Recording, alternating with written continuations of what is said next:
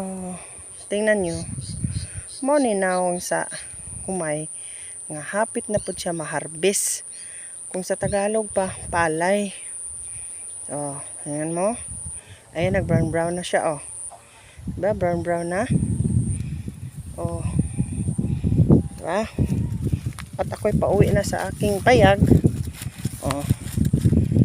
Nakita ko at naisip kong mai-content nga pala itong palay para malaman nyo kung ano yung palay. Kung mag-harvest na ba. Yung humay. Sa Bisaya, humay. Oh, diba? While pauwi ako, naglalakad ako. Ayan, nagbi-video ako para may upload ako pang content for today's video. Ayan yung palay. Oh. Diba? Brown na siya. Siguro mga next week. Pag talagang brown na siya. Or yellow, orange siya, parang ganon. Pwede na siyang i-harvest. Oh, pag mag-harvest to, video ko no naman. Para may pang-upload na naman ako. Di ba? Oh, para malaman nyo. Kung hindi marunong dyan kung ano yung palay o humay, Bisaya, kainin ninyo dyan bigas. Ito yun. Ito yun. Ito yung humay na to. Palay na to. Diba? At ako'y pauwi na sa aking payag kaya may ulan na. Puntahan ko pa yung mga alaga kong hayop. Magpakain pa ako. Oh. Swerte ng may palayan ano. Hindi ka nabibili ng bigas. Diba? Ito lagi ko itong nadadaanan kaya nakikita ko siya lagi. Yung hilaw pa siya. Yung paano siya itinanim. Diba?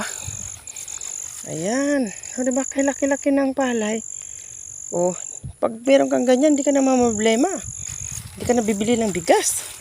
Ba't ka pa bibili kung may sarili ka namang palayan, di ba? Oh. At tayo nagbitbit ng gulay kasi uutanin natin mamaya.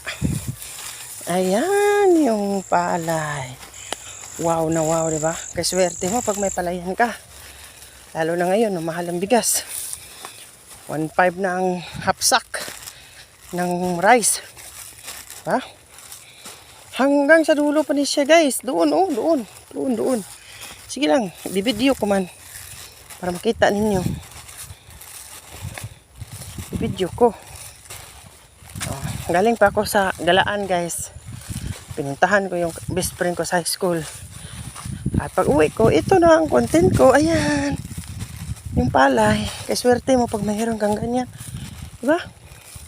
Pag may palayan ka. Humayan ka, swerte na kay ka. Hindi na ka mapatog bugas. Grabe ka mahal sa bugas pod baya karon no. Mo na siya. Dulita na to. Para makita sa mga viewers.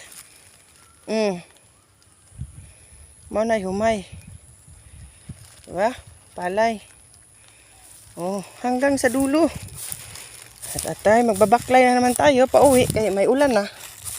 Oh. Diba? Yan siya. Palayan. Yan yung palay.